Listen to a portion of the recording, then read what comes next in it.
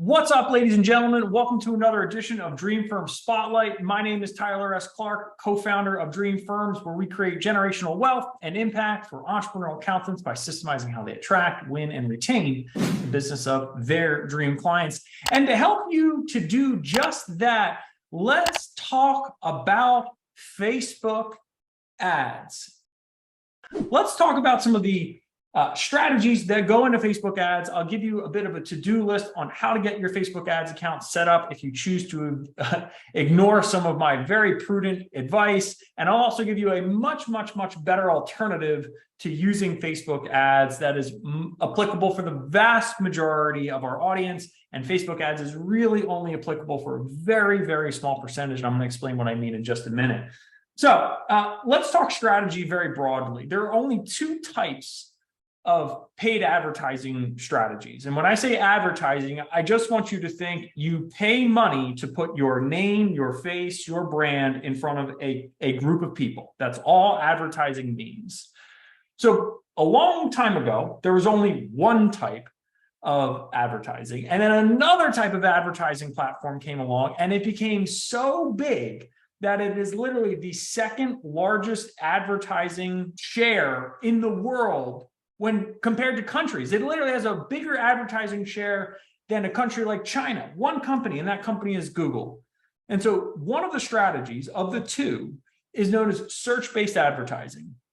And all that means is you're putting your brand, your face, your offer, your name in front of people who are actively searching for similar things to what you do. Okay, so that's one option. Now, the thing that was existing long before that and was sort of revolutionized with Facebook advertising is what is historically known as disruption-based advertising. If you ever watched the show Mad Men, and self-admittedly, I have not watched a ton of it, but that is the story of the people who got very good at being able to capture attention with disruption-based advertising, whether it was on a billboard, whether it was on a magazine, whether it was radio, whether it was a TV commercial. Those are all forms of saying you're not here for this thing. Nobody buys the magazine to look at the ad. Maybe some people do. Nobody watches TV to get yelled at by the Geico gecko, right? Like nobody's doing those things. Those companies are paying for the right to disrupt your attention, to get you to pay attention to them. So hopefully you reference them at some point in the future, ideally in a positive way, unlike what I just did with Geico. Then Facebook came along, and Facebook basically built up a huge amassed database of people's likes, interests, demographics, background, geography. And they said, wow, this is incredibly powerful. Plus, it is one of the most used websites in the world. So not only do they have a ton of data at their disposal, they have a massive amount of attention being invested on their platform. And when you combine a really strong data set with a ton of attention, you get a blend for a really powerful advertising formula. That's the name of the game. However, and I have to say this like super clearly, the reason most people are telling you go do Facebook ads is because they got in on it very early when the costs were much lower and it was like the wild west. I mean, you could put any type of ad up, you had unlimited targeting possibilities, and you would be able to get a ridiculous return on your investment. Like, it was absurd. There were many decamillionaires that were born simply because they pioneered going into a new advertising platform and trying it out for the first time. You are not those people, just to say it out loud, right? Like, no shame, we missed the boat, it's gone, and it ain't never coming back like the way it used to. Does that mean that there's no area for opportunity? Of course it doesn't mean that. But does it mean that the pockets of area of opportunity are fiercely fought over now because many more players have since come into the market, driving costs higher and higher? And Facebook has simultaneously restricted the type of ads you can use, the type of targeting you can use. And so all of the things that created this illusion, and why we have so many people on the webinar right now, right? Like this illusion of like Facebook ads is the key to my success is based on a historical past that is not true today. It just, from me to you, like if you think this is a silver bullet, I guarantee you it is not, okay? But let's talk a little bit about why even any form of disruption-based advertising is difficult to do. And specifically, we'll talk about why it's difficult to do for Facebook and how to succeed. I want to be clear, right? It's important I express the concerns and the warning, because I've seen people throw thousands and tens of thousands of dollars and be like, why didn't this work?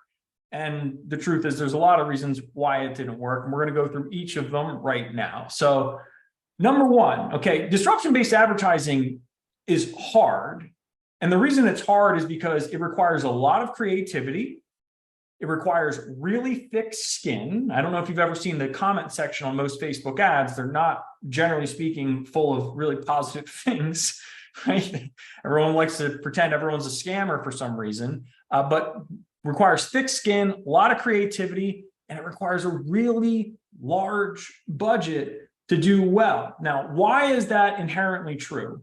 If you listen to any significantly successful paid advertiser, they will all tell you exactly the same thing. Do not, I beg of you, do not listen to the people who tell you, oh, it's okay if you only have a $10 a day budget.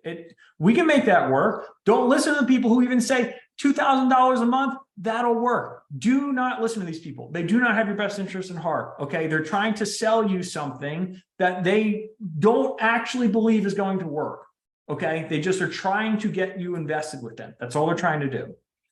And the reason I know that that's not possible, okay, is because the best paid advertisers in the world will all tell you, if you are not making at least $100,000 a month in revenue, don't even start. And then on top of that, they will say, if you are uncomfortable setting $15,000 of that $100,000 per month on fire for 90 days and getting nothing back from it, as in like literally zero, do not start. If that makes you uncomfortable, this is not for you.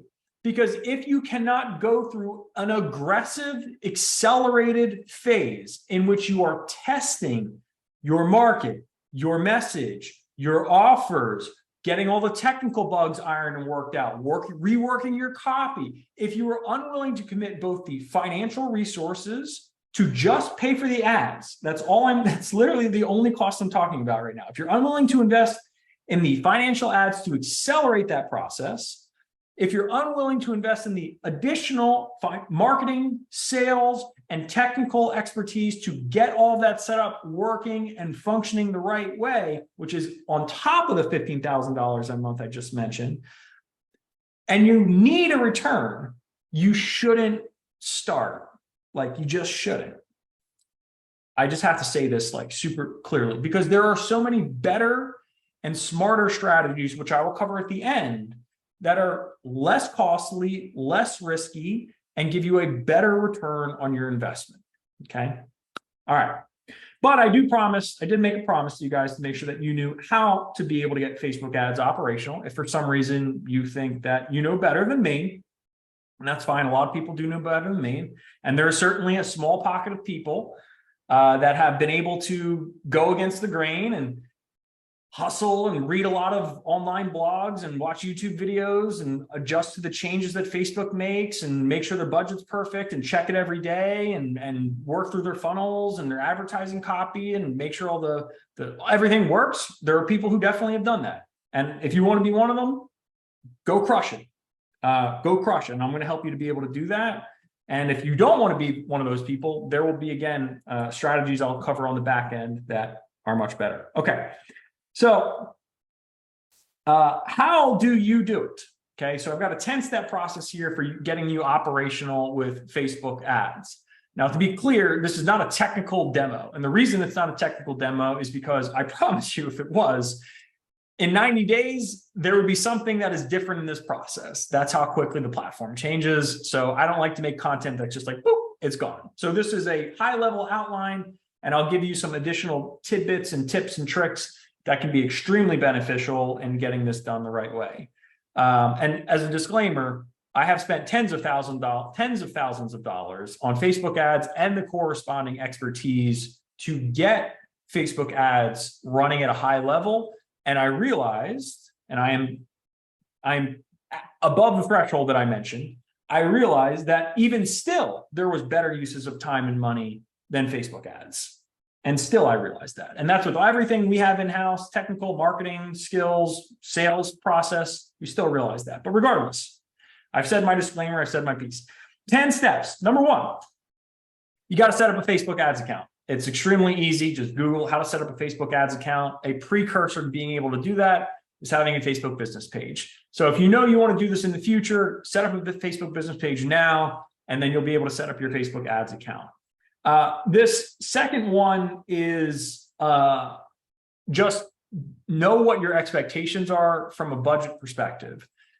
Again, I know that if you're not spending I'll say like $200 a day at a minimum, you're generally speaking just taking way longer to be able to train the algorithm, understand the strength of your offers, double down on the right things. It's just going to take much longer to be able to get that result. So just know your daily budget.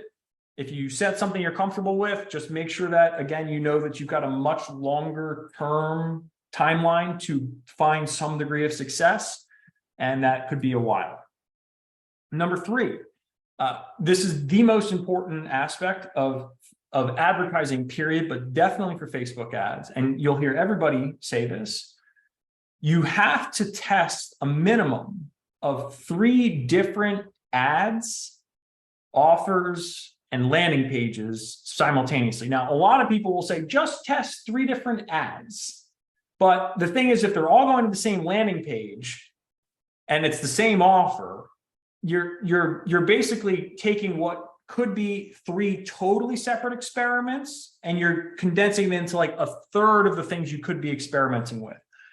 What you want to do is you want to have radically different advertising, offer, funnel, because that will allow you to see which is actually performing the best. And when you go, okay, this one is clearly doing better, and ideally you have 3 ads per offer, right? So like you've got 3 offers, 3 ads each. So you've got 9 total ads that funnel into 3 different funnels and 3 offers that are attached to each funnel. You can see why I'm going, this is pretty complicated, right? Like this is like the minimum to be able to be successful at this. So you get, so again, that's the third thing you do. And I'm going to add a little like bonus value tip here that I think a good portion of people are aware of, but for those that are not aware of it, there is a wonderful tool that Facebook put out. And I'm going to show it to you right now. And I think it had something to do with the controversy of like election interference. I don't say super update on political things, but that is definitely, where is that? Cool. This is what it is. It's Facebook Ads Library. And so in order to be a good advertiser or marketer, you typically just want to study what's already working. And then you want to mirror it, not copy it. You want to be like, I like the way this looks and runs. And so I'm going to model my stuff after it. And so if I'm in your position, right, I would just go, okay, well, I'm going to go for all ads. And then I can do accounting, right? So this is an interesting one. So individual runs Facebook ads. And I was curious to know, like, do they run ads for their accounting firm? Because I know they recommend ads for their consulting clients. And so maybe they do, but I haven't seen them do so. And, you know, we're big fans of like, drink your own champagne, take your own medicine. And so if you don't see someone, you know, doing what they recommend other people do, just some food for thought. That's all. But so you would go in here and you could take something just as simple as accounting, right? And then once you have accounting, you're going to be able to say, okay, well, what are the ads that are running for an accounting firm that's similar to mine? And when you look at that, you'll be able to say, right? Like cycle CPA, right? So this is for landscaping businesses. And so maybe I want to see their ad details, right? And be like, okay, how do they structure the ad? But one of the things that's really interesting about this is usually you can see when they started running the ad itself. And so what I like to look for is I like to look for ads that have been running for a long time. So for instance, this has only been running since today, right? Like they're brand new to running probably ads in general. And so before I would go like, I want to copy this ad, I'd go, well, maybe I really want to find ads that are significantly older and have been running for a while, because that usually means if they're running for at least like 30, 60, 90 days plus, they're having some degree of consistent success. And this is the other major downfall of Facebook in general, is that if you do find success, that success is extremely short-lived, because once the ad is served enough, you have to, like, it will fatigue. You will have to eventually shut it off, or it will just go higher and higher in costs with less and less results. So you've got to constantly be refreshing your creatives. And so you need a combination of either an in-house creative team, a great outsourced creative team, and you definitely need data analytics on a regular basis to make informed decisions on what ads to keep, what ads to shut off, what ads to refresh, when you need a brand new offer, a brand new set of creatives, extremely time intensive, but can be very profitable when you've got a good system for it. So again, that's just a little tip for you, is just take a look at what the advertising landscape looks like with Facebook ads library. And obviously, if someone's recommending Facebook ads, make sure that they themselves are running those ads as well. Number 5, and for their accounting firm. Number 5, set up your conversion event. So this is getting a little bit more technical, but Facebook will be able to give you a pixel, essentially. It's like a piece of code. And you put that code onto your landing page, onto your website, and you say, once this event triggers a payment, an email opt-in, when they hit this landing page, we want to be able to track the conversion event. And this is, again, where things get really weird, because if you talk to anyone who's done any sort of Facebook ads, they will tell you that the analytics that they get from Facebook do not match up with the analytics that you get from, let's say, ClickFunnels, or it doesn't matter, whatever the landing page or wherever you're driving the traffic. This will say you got 10 conversions, and you will have it set up perfectly right. And Facebook will say you have 13 conversions, or sometimes it'll say you have 8.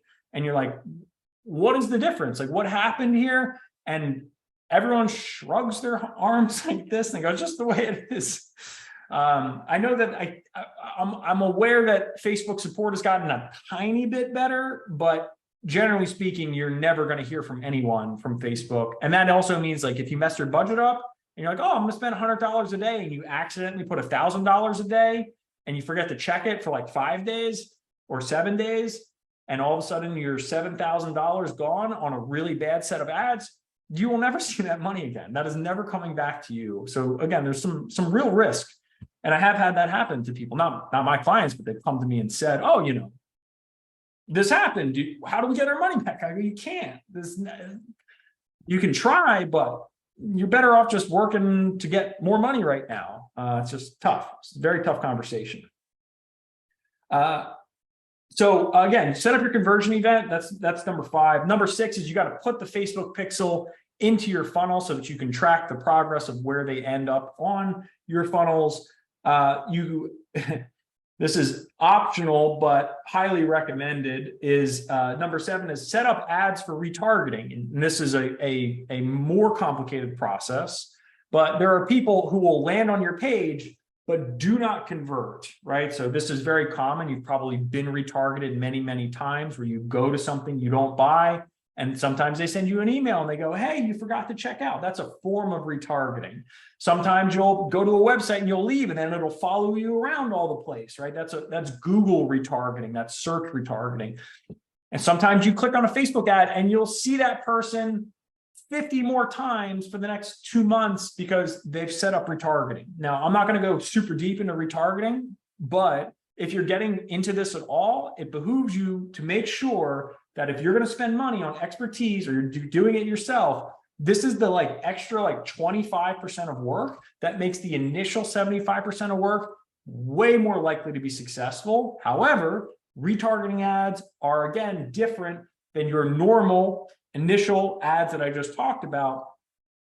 And so before you make retargeting ads, get a winner, right? Like this offer's converting, the free downloads working, or the low dollar tickets work, or the low price info products working, or the free discovery calls working. One of these three things is working. It's three different types of offers. So this one's working way better. Cool. Let's set up retargeting on this one, right? So like once you've had your initial analysis, then get deeper into the various options available to you. Okay. All right. Number 9 is review your results on a daily basis. On a daily basis. Again, this is like something that needs to be a daily habit because every day you're spending money.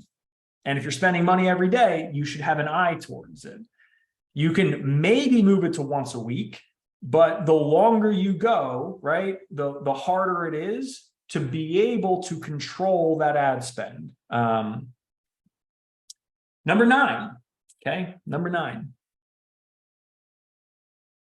You can set up automated rules in Facebook, okay? This is way more complicated, but think about it like this. If you do not want to spend more than, let's say, $20 per click on an ad, let's say that, okay?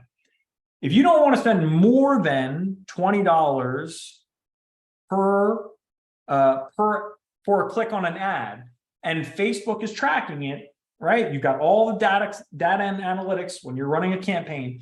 As soon as your CPC goes above 20, it stops the campaign. Okay, so this is more advanced. It allows you to get a little bit more protection on your account. But similarly, sometimes the ad cost will go like this. And so I've seen a day where it's like the ad cost has gone up to 20 or 25. And then literally the next day it's down to like 5 or 7. And so it's very hard to be able to know when an automated rule is like too aggressive and when it's not. It's another thing where it's like you've got to like really live and breathe this to get a great return on it. Not like it was a decade ago, unfortunately. And the 10th and final point that I have here is you've got to build on the success of the winners. It's very hard to find winning ads, funnels, and offers. Very hard. But this is how you accelerate how you find a winner. If there's one really good thing about Facebook, it's like Facebook is the market. Facebook will literally be like, will just slap you down when it's like your copy sucks, your image sucks, your funnel sucks, your offer sucks. Ain't nobody buying it. Ain't nobody taking you up on it. It accelerates how quickly the market tells you whether what you have is good or not. That's the truth. And so when you find something that's good, like I said before, you build on it, but that's not enough. And so the 10th and final point is you've got to budget a minimum of 1 full creative day per month that you are engaged in Facebook advertising. Okay. That's the bare minimum. And when I say that's the bare minimum, I was doing like 3 days a month. And even with that level of outbound with that level of in-house creativity, very difficult, very difficult. Definitely possible. We did have some degrees of success, but the return compared to the effort and the money was not worth it. Me to you, okay? So what are the alternatives to using Facebook that are not based on what I would consider to be a risky, very time-consuming paid advertising strategy that is constantly in flux and changing and very hard to find qualified expertise in? So what do you do? Okay, so there are a lot of things you can do. We've got an abundance of options on this channel. But if we're talking about Facebook specifically, there is one thing that is significantly more powerful than everything else, okay? It's going to shock you. Have a Facebook group, go live in it once a week. Invite people into it, make it a fun place to be. And what this does is when you teach people without asking for anything, right? It's just like, here you go. Like, I've seen people get burned by this. I know what to avoid. I know what to look out for. I know what the thresholds are for success. I know what you have to be able to put into to see something come from this that is even slightly meaningful. And you should be prepared for it. And if that helps you to avoid a bad investment, awesome. You're one step closer to your dream firm. Now, every time, it's funny, every single time I mention go live or make content, I lose like 20, 30% of the people on the webinar. So the people that are still listening to me, there's hope. There's a chance. When you do this type of activity, you get better at it. When you build reciprocity, you make your sales process easier. When you're willing to share your expertise, people recognize your expertise. Most accountants have a hard time selling because they've given the market nothing in advance. If you give the market a lot of things without asking for anything in return, they will come to you and want to work with you and pay you a premium price because your expertise is established and well known. If you've got the niche, you've got the group, you're driving people into it, your friend requesting them, sending them the occasional direct message, say hello, maybe book a call, explore services. These are all free. They take significantly less time than Facebook ads. They give you, I won't say the same level of targeting, but the truth is that it's pretty easy to target people on Facebook because everybody brags about who they are, right? Like, it's not hard to tell who the entrepreneurial accountants are. It's not hard to tell who the landscapers are. It's not hard to tell who the niche target market is because they're already in other groups. And so if you join the groups, you give value in those groups. You don't just like post spam blog content. When people ask questions, you respond to them. You provide meaningful, you guide conversations and discussions. You ask good questions. It's what group owners want. And then you have your own group and you optimize your profile to drive people into it. You turn your whole Facebook profile into a form of disruption-based advertising, right? They say, oh, who's this person? Right, well, bing, right, that's a disruption. It's like, oh, what is this? A comment from who? Oh, I did ask a question about that tax thing I had, or those accounting, or QuickBooks or Xero, or, oh, that is a good question. I've always wondered, should I use QBO or Xero? I don't really know, right? Oh, they provided some interesting insights. Who is this? They click through, they see what you do, you bring them into your world, and then you nurture them. That is way better. And here's the last point I'll say about this is, if you were to think about Facebook advertising as a high risk, high reward strategy, which is what I believe I've described, it's got a lot of risk, time and money. If you wanted to lower that risk as much as humanly possible, what would you do ahead of time? You would nurture your audience. You'd know exactly who your market is. You'd collect tons of market research, which you can do through a Facebook group. When people join your group, you get to ask them questions, meaningful questions, 3 questions about what they've got going on in their lives. And then on top of that, what else would you do? You would have something native to the platform that could be one of your 3 offers, right? So it's like, here's a free lead magnet. My white pages on the top 5 tax saving strategies, right? Give me your email address. Book a free call. It's your second offer. Third offer. Maybe we should try and just take the people on Facebook and bring them into the Facebook group. And then they can see all the cool stuff that we're talking about on a regular basis, how we're helping our clients, how we're building a community. And they'll say, maybe this accounting firm's different. They've got something that these other firms clearly do not have. And they're answering the questions that I've always wondered, but my other accountant is charging me by the hour or ignores me completely. And these people are out here loving helping people. I wonder what it would be like if I actually paid them money. I wonder what it would be like if I actually paid them a premium price. And now you've lowered your risk dramatically because you have an asset on the platform that you can use to advertise with. And at the very least, as a part of your offers in general, hey, when you get the free download, we'll send you a link to our private community where we do X, Y, and Z. And so these things really start to stack and play into each other in a very cool way. So that is fundamentally what I wanted to cover today. I was a little long-winded. I hope I got my message of be very careful across super clearly. I just want to say that you guys are all amazing, and just be careful with your precious dollars out there. There are a lot of great ways to spend them. And if you ultimately want to spend them in a wonderful way, we'd love to have you in the Practice Igniter Challenge. There'll be a link floating around here. We'll give you some fantastic scripts, $67, great deal. Just check it out and you get a one-on-one coaching session potentially with me or one of our Dream Firm advisors. My name is Tyler S. Clark. Thank you so much for your most precious resource. I hope I gave you a good return on it. And remember that only you can create your dream firm, but we are here to help you every single step of the way. Have a wonderful rest of your work week, everyone, and I'll see you next week.